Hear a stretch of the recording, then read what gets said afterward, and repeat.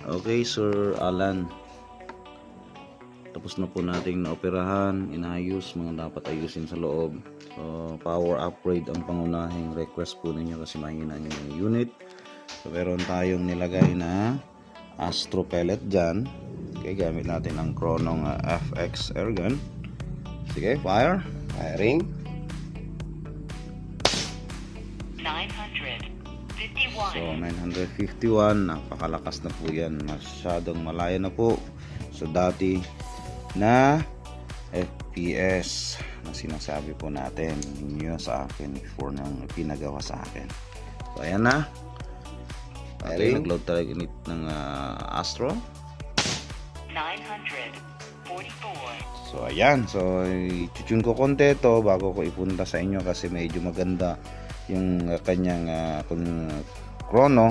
Consistent po siya sa 935 pero check pa rin natin kung anong maganda sa kanyang groupings. Anyway, pangunahing problema po ninyo solve na po at ayan, pakintay na lang po.